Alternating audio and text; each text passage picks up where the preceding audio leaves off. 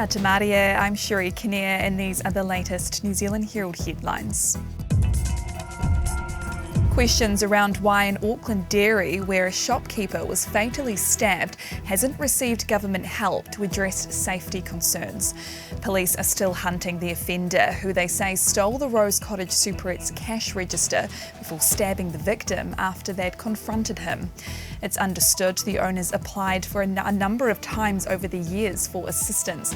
Police Minister Chris Hipkins is asking police why the store had been denied support.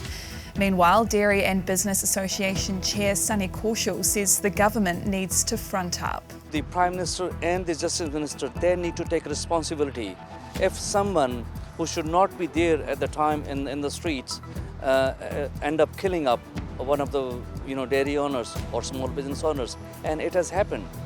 Now it is the time for the Prime Minister and also the Justice Minister to front up and take the responsibility. The government's key players, meanwhile, have spent more than $1 million travelling around the world on their post-COVID sales pitch. It's believed to be an all-time high for ministers' international travel over one financial quarter, or 3 months, since the expense releases began more than a decade ago.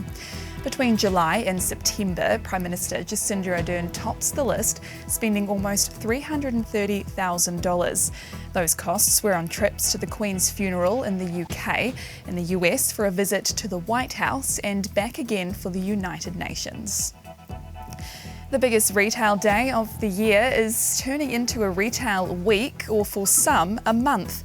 Today is Black Friday, where retailers will be offering shoppers huge discounts on items.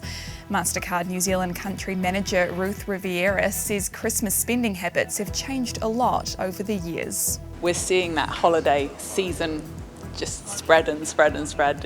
A couple of years ago, you would have seen that weekend before Christmas as sort of panic buying and everyone doing a huge amount of shopping then.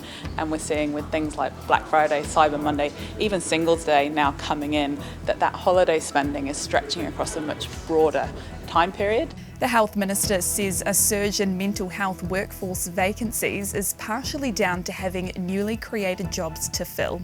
In the last 5 years, unfilled psychiatrists and mental health nurse positions have both increased by more than 50%.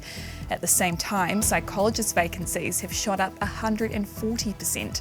But Andrew Little says one reason figures have spiked is due to the funding of more than 500 additional mental health hospital positions. Meanwhile, younger New Zealanders are faring far worse than older generations. Treasury has released its first independent report on the state of wellbeing in New Zealand, which will be reviewed every 4 years. It shows the nation has become healthier, better educated, is earning higher wages, and is less affected by crime over the last 20 years. But younger people have rising rates of mental distress, low school attendance, and cognitive ability. And police are hoping information on 2 cars can shine a light on the 3-month disappearance of a Kāpiti woman. Brianna Muriwai was last seen on Te Horo Beach near the Sea Road car park on Saturday, August 28 at 4 a.m. She was travelling from Palmerston North with a male friend.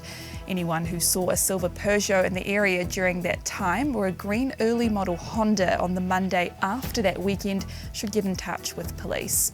And those are the latest New Zealand Herald headlines. For more stories and to stay up to date, head to nzherald.co.nz. Kia pai te rā. Thanks for checking out our YouTube channel. To stay up to date with all the latest news from the New Zealand Herald, click the subscribe button below or check out one of the videos here, and head over to nzherald.co.nz for more details on these stories and more.